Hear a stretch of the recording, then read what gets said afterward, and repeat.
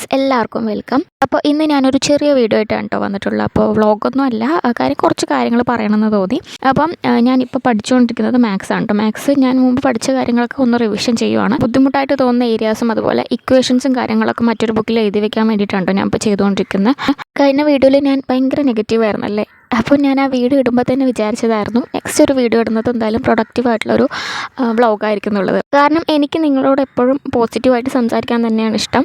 അത് കാരണം കൊണ്ടാണ് അങ്ങനെയൊക്കെ വിചാരിച്ചത്. പക്ഷേ ആ ഒരു വീഡിയോ ഇട്ടതിന് ശേഷമാണ് മനസ്സിലാവുന്നത് ഒരുപാട് പേര് കമൻറ്റ് ബോക്സിൽ സെയിം അവസ്ഥയാണ്, ഡിപ്രഷൻ മൂഡിലാണ്, ഒന്നും പഠിക്കാൻ പറ്റുന്നില്ല എന്നൊക്കെ പറയുന്നത് കണ്ടപ്പോൾ എനിക്ക് തോന്നി ഏകദേശം എല്ലാവരും എൻ്റെ അതേ അവസ്ഥയിൽ തന്നെയാണ്. ഞാൻ കരുതിയത് നോട്ടിഫിക്കേഷനും അതുപോലെ എക്സാമിൻ്റെ ഡേറ്റും ഒക്കെ വന്നത് കാരണം കൊണ്ട് എല്ലാവരും ഘോരഘോരമായിട്ടുള്ള പഠനമായിരിക്കുന്നതാണ്. പക്ഷേ അങ്ങനെയൊന്നും അല്ല. കുറേ പേര് ഇപ്പോഴും ഡൗൺ ആയിട്ടാണ് നിൽക്കുന്നത് എന്നുള്ള കാര്യമൊക്കെ ആ ഒരു വീഡിയോയിൽ കൂടെയാണ് എനിക്ക് മനസ്സിലായത്. അപ്പോൾ ഞാൻ കരുതി അതിനെക്കുറിച്ച് തന്നെ നമുക്കിന്ന് സംസാരിക്കാമെന്ന്.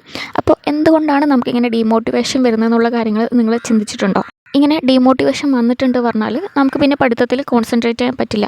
അപ്പോൾ നമുക്ക് എങ്ങനെ ഇതിനെല്ലാം മാറ്റി നമുക്ക് വീണ്ടും എങ്ങനെ പ്രൊഡക്റ്റീവിലേക്ക് മാറാം എന്നുള്ള കാര്യങ്ങളൊക്കെയാണ് ഈ വീഡിയോയിൽ പറയുന്നത്. അതിന് വേണ്ടിയിട്ട് ഞാൻ ചെയ്ത കാര്യങ്ങളും ഒക്കെ പറയുന്നുണ്ട് കേട്ടോ. അപ്പോൾ എന്തായാലും പുതിയൊരു വർഷമാണ്, നമ്മളെല്ലാവരും പുതിയ പുതിയ തീരുമാനങ്ങൾ എടുത്തിട്ടുണ്ടാകും. അത് തന്നെ ഒരുപാട് നോട്ടിഫിക്കേഷനൊക്കെ വന്ന കാരണം കൊണ്ട് നമുക്ക് പുതിയ കുറേ സ്റ്റഡി പ്ലാൻസും കാര്യങ്ങളും എല്ലാം കിട്ടിയിട്ടുണ്ടാകും. ന്യൂ ഇയറിന് മാത്രമല്ല, ജീവിതത്തിൽ പെട്ടെന്നൊരു ബോധോദയമൊക്കെ വരുമ്പോൾ നമ്മുടെ ജീവിതത്തിൽ വലിയ മാറ്റം കൊണ്ടുവരാൻ വേണ്ടി നമ്മൾ ഉറച്ച തീരുമാനങ്ങൾ എടുക്കാറുണ്ട്. നമ്മുടെ മനസ്സിൽ ഒരു ലക്ഷ്യം ഉദിക്കും, അതിന് ചെയ്യേണ്ട പ്ലാൻസ് നമ്മുടെ കയ്യിലുണ്ടാവും. നമ്മുടെ ജീവിതത്തിൽ വരാൻ പോകുന്ന മാറ്റങ്ങളെ ഓർത്ത് നമ്മൾ വളരെ എക്സൈറ്റഡ് ആയിരിക്കും. ആ തീരുമാനങ്ങൾ എടുക്കുമ്പോൾ ആ പ്ലാൻസ് നമ്മൾ മെനയുമ്പോൾ വളരെയധികം മോട്ടിവേറ്റഡ് ആയിട്ട് നമുക്ക് ഫീൽ ചെയ്യും. ദെൻ നമ്മൾ ആ മാറ്റങ്ങൾ സാധ്യമാക്കാനുള്ള ആക്ഷൻസ് എടുക്കുന്ന ഘട്ടത്തിലേക്ക് കിടക്കും. ഇതുവരെ വളരെ പെർഫെക്റ്റ് ആയിട്ട് എല്ലാം പോകും. പിന്നെ ഇവിടെയാണ് എല്ലാവർക്കും അടിപതറാൻ പോകുന്നത്. ഇനീഷ്യൽ സ്റ്റേജിലുണ്ടായിരുന്ന മോട്ടിവേഷനിൽ നമ്മൾ ആദ്യം ചെയ്യാനിരുന്ന കാര്യങ്ങളെല്ലാം പെട്ടെന്ന് ചെയ്യുന്നുണ്ടാവുമായിരിക്കും. ജസ്റ്റ് കുറച്ച് ദിവസങ്ങൾ അങ്ങനെ കഴിയുമ്പോഴത്തേക്കും കഥ മാറും. തുടക്കത്തിലുണ്ടായിരുന്ന ഒരു മോട്ടിവേഷനോ ആവേശമോ പിന്നീട് നമുക്കുണ്ടാവില്ല. നമ്മൾ എന്ത് കാര്യം ചെയ്യണമെന്ന് വിചാരിച്ചോ അത് ചെയ്യാനായിട്ട് നമുക്ക് നമ്മുടെ സ്വന്തം മനസ്സിനോട് ഒരു മൽപ്പിടുത്തം പിടിക്കേണ്ടി വരും. എന്ത് ചെയ്യണം എന്ന് വിചാരിച്ചോ അത് ചെയ്യാതിരിക്കാനും, എന്ത് ചെയ്യരുതെന്ന് വിചാരിച്ചോ അത് ചെയ്യാനും നമ്മുടെ ഉള്ളിൽ സ്ട്രോങ് ആയിട്ടുള്ളൊരു ട്രിഗേഴ്സ് വരും. ജീവിതത്തിൽ വലിയ മാറ്റങ്ങൾ ഉണ്ടാകാനായിട്ട് തയ്യാറെടുക്കുന്ന ഒട്ടുമിക്ക ആളുകളും ഫേസ് ചെയ്യുന്ന ഒരു പ്രോബ്ലമാണിത്. നമ്മുടെ ഉള്ളിൽ മൾട്ടിപ്പിൾ പേഴ്സണാലിറ്റി ഉള്ള പോലെ ഒരാൾ നമ്മളെ ചെയ്യാൻ പ്രേരിപ്പിക്കുമ്പോൾ മറ്റേയാൾ അതിനെ തടയാൻ ശ്രമിക്കും. പലപ്പോഴും നമുക്ക് ഈ ഓപ്പോസിറ്റ് ആയിട്ടുള്ള പേഴ്സണാലിറ്റിയോട് തോറ്റു കൊടുക്കേണ്ടിയും വരും. ജീവിതത്തിൽ ഒരിക്കലെങ്കിലും ഇതുപോലുള്ള അനുഭവങ്ങൾ ഇല്ലാത്ത ആരും ഉണ്ടാവില്ല. സോ നമ്മൾ കുറച്ച് സമയം ചിന്തിക്കേണ്ട ഒരു കാര്യം തന്നെയാണ് why change is so hard. എന്തുകൊണ്ടാണ് നമുക്ക് മാറ്റം സംഭവിക്കാത്തത്? നമ്മുടെ ജീവിതത്തിൽ മാറ്റം കൊണ്ടുവരാൻ എന്താ ഇത്ര ബുദ്ധിമുട്ട്? ഇതിന് പല കാരണങ്ങളും ഉണ്ടാവും. അപ്പോൾ ഞാൻ ആലോചിച്ചപ്പോൾ എനിക്ക് മനസ്സിലായത് വെച്ച് പറയുകയാണെന്നുണ്ടെങ്കിൽ അതിൽ കുറച്ച് കാര്യങ്ങൾ വരുന്നുണ്ട്. ഫസ്റ്റ് ഓഫ് ഓൾ അതിൽ തന്നെ പറയാവുന്നതാണ് സിറ്റുവേഷൻ. നമുക്ക് ഫേവറബിൾ അല്ലാത്ത സിറ്റുവേഷൻസ് വരിക, നമുക്ക് അസുഖങ്ങൾ വരിക, നമ്മുടെ സാഹചര്യങ്ങൾ പഠിക്കാൻ പറ്റാത്ത കാര്യങ്ങളിലേക്ക് പോവുക. അത് പലർക്കും വരുന്നതാണ്. മിക്കവാറും എൻ്റെ കാര്യത്തിലും അങ്ങനെയൊക്കെ തന്നെയാണ്. നമ്മൾ ലക്ഷ്യത്തോട് അടുക്കും തോറും നമ്മുടെ ലക്ഷ്യം കുറച്ചും കൂടെ നീങ്ങുന്നതായിട്ട് നമുക്ക് തോന്നാം. സോ അതാലോചിച്ചിട്ട് നിങ്ങൾ ഡിമോട്ടിവേറ്റഡ് ആവരുത്. Because it's A part of journey.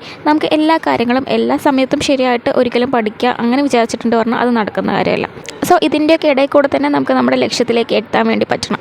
മറ്റൊരു കാര്യം എന്ന് പറയുന്നത് നെഗറ്റീവ് പീപ്പിൾസിൻ്റെ ഇൻഫ്ലുവൻസ് ആണ്. എനിക്ക് പറയാനുള്ളത്, ഇങ്ങനെയുള്ള ആളുകളെ നമ്മൾ ഒരിക്കലും മൈൻഡ് ചെയ്യരുത്. Never mind. കാരണം നമ്മൾ നമ്മുടെ ലൈഫിലെ ഏറ്റവും പ്രൊഡക്റ്റീവായിട്ടുള്ള സമയം ഇവർക്ക് വേണ്ടി വേസ്റ്റ് ചെയ്യുകയാണെന്നുണ്ടെങ്കിൽ നമ്മുടെ അവസരങ്ങൾ നഷ്ടപ്പെടും.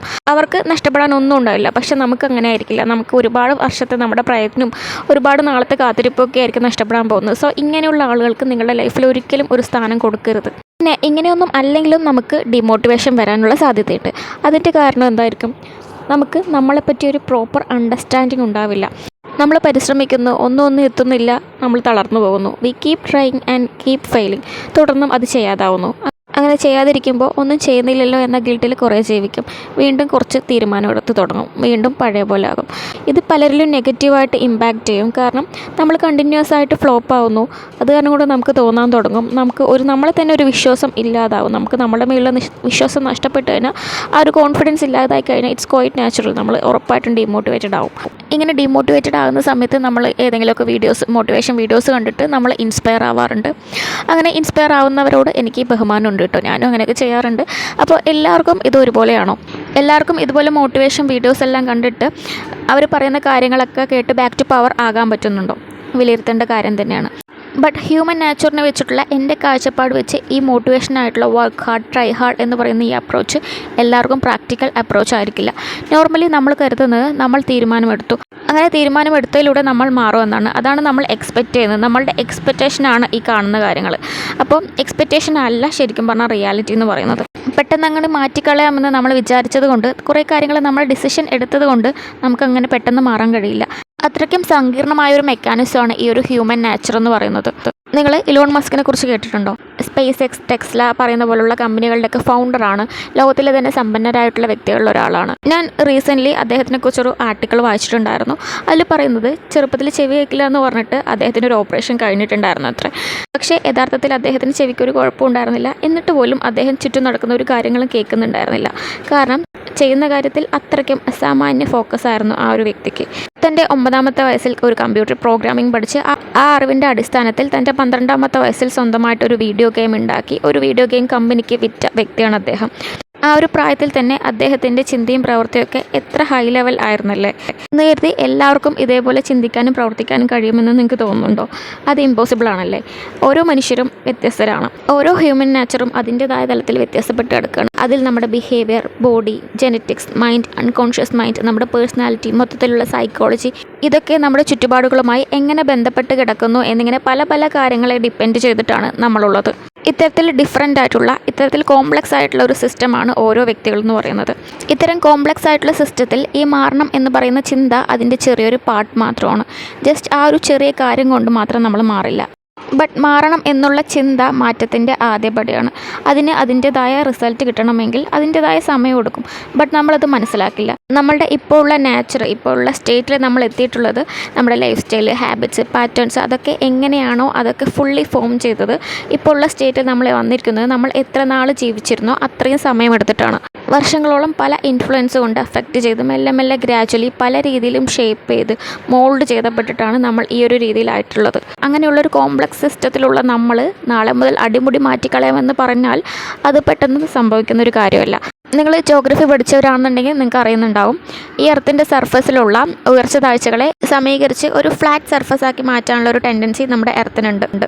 അതുപോലെ കെമിസ്ട്രിയിലും ഈ കാര്യം പറയുന്നുണ്ട്. നമ്മുടെ ലേ ഷാറ്റ്ലൈൻ പ്രിൻസിപ്പിളിൽ ഒരു സന്തുലനാവസ്ഥയിലിരിക്കുന്ന വ്യൂഹം അതിലുണ്ടാകുന്ന മാറ്റങ്ങളെ ഇല്ലായ്മ ചെയ്ത് പുതിയൊരു സന്തുലനാവസ്ഥയിൽ എത്തുന്നുള്ളത്. അതുപോലെ തന്നെയാണ് നമ്മളുടെ ഹ്യൂമൻ ബോഡി എന്ന് പറയുന്നത്.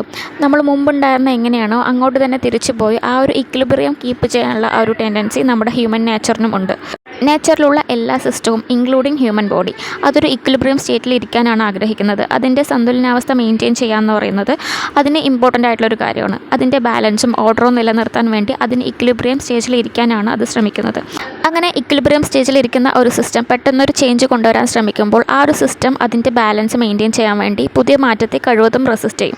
ഇതാണ് നമ്മുടെ nature. This is why we feel change is so hard എന്ന് കരുതി നമുക്കൊരിക്കലും മാറാൻ കഴിയില്ല എന്നല്ല. ജീവിതത്തിൽ മാറ്റം കൊണ്ടുവരാൻ വേണ്ടി നമ്മളിരുന്ന എഫേർട്ടെല്ലാം വേസ്റ്റാണ് എന്നല്ല. നമുക്ക് മാറ്റം കൊണ്ടുവരണം എന്ന ചിന്ത വരുമ്പോഴത്തേക്കും നമ്മൾ നമ്മുടെ ജീവിതത്തെ അടിമുടി മാറ്റിക്കളയാൻ വേണ്ടി നമ്മൾ പ്രയത്നിച്ചു തുടങ്ങും. നമ്മളുടെ ബിഹേവിയറും നമ്മുടെ ഹാബിറ്റ്സ് അതിലൊക്കെ നമ്മൾ വലിയ ഷിഫ്റ്റ് കൊണ്ടുവരും. ജസ്റ്റ് ജീവിതത്തിൽ ഈ ഒരു മാറ്റങ്ങൾ കൊണ്ടുവരണം എന്ന് മാത്രമല്ല നമുക്കുണ്ടാവുക, ആ മാറ്റങ്ങൾ എത്രയും പെട്ടെന്ന് നടക്കണം എന്ന ചിന്തയും നമുക്കുണ്ടാവും. എഗെയിൻ ഇവിടെയാണ് നമുക്ക് തെറ്റുപറ്റുന്നത്. നമുക്ക് നമ്മുടെ റിസൾട്ട് പെട്ടെന്ന് വേണം, എത്രയും പെട്ടെന്ന് വേണം. നമുക്കൊരു ക്ഷമയുണ്ടാവില്ല. കാരണം നമ്മൾ ഇപ്പോൾ ഉള്ള ലൈഫിൽ ഒട്ടും സാറ്റിസ്ഫൈഡ് ആയിരിക്കില്ല. അതുകൊണ്ടായിരിക്കും നമ്മളങ്ങനെ ചിന്തിക്കുന്നതും പ്രവർത്തിക്കുന്നതും അല്ല. നമ്മുടെ ലൈഫ് സ്റ്റൈലിലും റൂട്ടീൻസിലും ഹാബിറ്റ്സിലും നമ്മൾ കൊണ്ടുവരുന്ന ഈ വലിയ വലിയ ഷിഫ്റ്റ് ഉണ്ടല്ലോ, അത് നമ്മുടെ സിസ്റ്റത്തിന് ഇൻബാലൻസ് ചെയ്യും. നമ്മുടെ സിസ്റ്റം അതിനെ സ്ട്രോങ് ആയിട്ട് റെസിസ്റ്റ് ചെയ്യും. മിക്ക ആളുകൾക്കും ഈ റെസിസ്റ്റൻസിനെ അതിജീവിക്കാൻ കഴിയില്ല. അത് നിങ്ങൾ വീക്കായത് കൊണ്ടല്ല, നിങ്ങളുടെ നേച്ചർ അങ്ങനെ ആയതുകൊണ്ടാണ്. ബട്ട് പലരും ഇൻക്ലൂഡിങ് മീ നമ്മളോട് തന്നെ ഫൈറ്റ് ചെയ്യും. ബട്ട് ഇങ്ങനെ നിങ്ങളോട് തന്നെ ഫൈറ്റ് ചെയ്യുന്നത് അത്ര റെക്കമെൻഡ് ആയിട്ടുള്ളൊരു കാര്യമല്ല. അത് പല നെഗറ്റീവ് കോൺസിക്വൻസിലേക്ക് നയിക്കും. നമ്മൾ കൂടുതൽ സ്ട്രെസ്ഫുൾ ആവും, ബേർഡ് ഔട്ട് ആകും. അത് നമ്മുടെ മെൻ്റൽ ഹെൽത്തിനെയും ഓവറോൾ ഹെൽത്തിനെയും ഒക്കെ ബാധിക്കും. നമ്മൾ നമ്മുടെ നേച്ചറിനെതിരെ തിരിഞ്ഞാൽ നേച്ചർ നമുക്കെതിരെ തിരിയും. ഇവിടെ റൈറ്റ് ആയിട്ടുള്ള അപ്രോച്ച് എന്ന് പറയുന്നത് നമ്മൾ നമ്മുടെ നേച്ചറിനെ റെസ്പെക്റ്റ് ചെയ്തിട്ടുള്ള ഒരു അപ്രോച്ചാണ്. അതുകൊണ്ട് നിങ്ങൾ ഇങ്ങനെ കരുതരുത് നമുക്കൊരിക്കലും മാറാൻ കഴിയില്ല എന്ന്. നമ്മളെപ്പോഴും മാറിക്കൊണ്ടിരിക്കുകയാണ്. നമ്മൾ എന്നുള്ള നമ്മുടെ ചിന്താഗതികളും പ്രവർത്തികളും ആയിരിക്കില്ല നമുക്ക് നാളെ ഉണ്ടാവാൻ പോകുന്നത്. സോ പെട്ടെന്നുള്ള മാറ്റങ്ങൾ നമ്മുടെ സിസ്റ്റത്തിന് ഒരിക്കലും മാനേജ് ചെയ്യാൻ പറ്റില്ല. ബട്ട് നമ്മുടെ നേച്ചറിന് മാറ്റത്തിന് അതിൻ്റേതായ സമയം എടുക്കുന്നുള്ളതാണ്. അവിടെ നമ്മുടെ ഇംപേഷ്യൻസ് എഗെയിൻസ്റ്റ് നേച്ചറാണ്.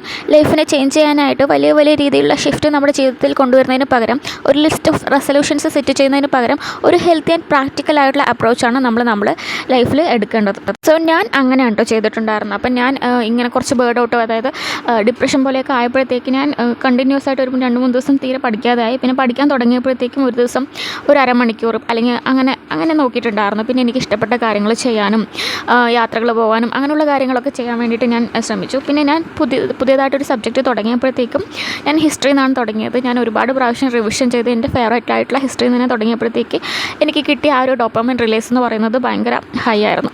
സോ ആ ഒരു രീതിയിൽ ഞാൻ കണ്ടിന്യൂ ചെയ്ത കാരണം കൊണ്ട് എനിക്കിപ്പോൾ വീണ്ടും ആ ഒരു പ്രൊഡക്റ്റീവ് റുട്ടീനിലേക്ക് കണ്ടിന്യൂ എത്താൻ വേണ്ടിയിട്ട് കഴിഞ്ഞിട്ടുണ്ട്. സോ നിങ്ങളും ഇതുപോലെ ചെയ്യുക. Always start with small. Okay, അപ്പം ഇങ്ങനെ ലൈഫിൽ നമ്മൾ ചേഞ്ച് ചെയ്യണം എന്നൊരു ഇൻറ്റൻഷൻ വെച്ചതിന് ശേഷം വലിയ രീതിയിലുള്ള മാറ്റങ്ങൾ അടുത്ത ദിവസം തന്നെ കൊണ്ടുവരാൻ നോക്കാതെ നിങ്ങൾക്ക് വളരെ ഈസി ആയിട്ട് തോന്നുന്ന കാര്യങ്ങൾ മെല്ലെ കൊണ്ടുവരിക. ഇതുപോലെ നമ്മൾ ഉദ്ദേശിക്കുന്ന ഏതൊരു കാര്യത്തിലും ഈ ഒരു ആറ്റിറ്റ്യൂഡ് നമുക്ക് അപ്ലൈ ചെയ്യും. അങ്ങനെ ഏതെങ്കിലും കാര്യങ്ങൾക്ക് നിങ്ങൾ ഒരുപാട് പ്രഷർ ചെയ്യുന്നു എന്ന് നിങ്ങൾക്ക് തോന്നിയാൽ നിങ്ങൾ ജസ്റ്റ് റിലാക്സ് ചെയ്യുക. എന്നിട്ട് നിങ്ങൾക്ക് പറ്റുന്ന രീതിയിൽ തുടങ്ങുക, ചെറിയ രീതിയിൽ. അത് ഗ്രാജ്വലി ഇൻക്രീസ് ചെയ്യാനായിട്ട് സമയം അനുവദിച്ചു കൊടുക്കാം. ചിലപ്പോൾ ഇങ്ങനെ ചെയ്യുന്നത് കൊണ്ട് നിങ്ങൾക്ക് വലിയൊരു റിസൾട്ടൊന്നും പെട്ടെന്ന് ഉണ്ടാവില്ല. ബട്ട് ഇങ്ങനെ ചെയ്യുമ്പോൾ നിങ്ങൾക്ക് കൂടുതൽ കൺസിസ്റ്റൻസി നിലനിർത്താൻ നിങ്ങൾക്ക് സാധിക്കും. അത് കുറച്ച് കാലം കഴിയുമ്പോൾ നിങ്ങൾ കൊണ്ടുവന്ന ഈ ചെറിയ മാറ്റങ്ങൾ കോമ്പൗണ്ട് ചെയ്ത് അത് വലിയൊരു റിസൾട്ടിലേക്ക് കൊണ്ടുവരും. ചിലപ്പോൾ ഫെയിലായെന്നും വരാം. ബട്ട് നിങ്ങൾ അതിന് നിങ്ങളെ തന്നെ കുറ്റപ്പെടുത്താതിരിക്കുക. നിങ്ങൾ തന്നെ ഹാർഷായി ജഡ്ജ് ചെയ്തിട്ട് ഗിൽറ്റി ആവാതിരിക്കുക. ഫോഴ്സിലൂടെയും നിങ്ങൾക്ക് സ്വയം ഫൈറ്റ് ചെയ്തും കൊണ്ട് മാത്രമല്ല, നിങ്ങൾക്ക് നിങ്ങളെ സ്വയം സ്നേഹിച്ചുകൊണ്ടും ആക്സെപ്റ്റ് ചെയ്തുകൊണ്ടും ജീവിതത്തിൽ വലിയ മാറ്റങ്ങൾ കൊണ്ടുവരാൻ സാധിക്കും. അങ്ങനെ നിങ്ങൾ ചെയ്യുന്ന കാര്യങ്ങൾ നിങ്ങൾ പോലും അറിയാതെ നിങ്ങൾ അതിലേക്ക് അഡിക്റ്റ് ആവുന്ന പോലെയൊക്കെ നിങ്ങൾക്ക് തോന്നും.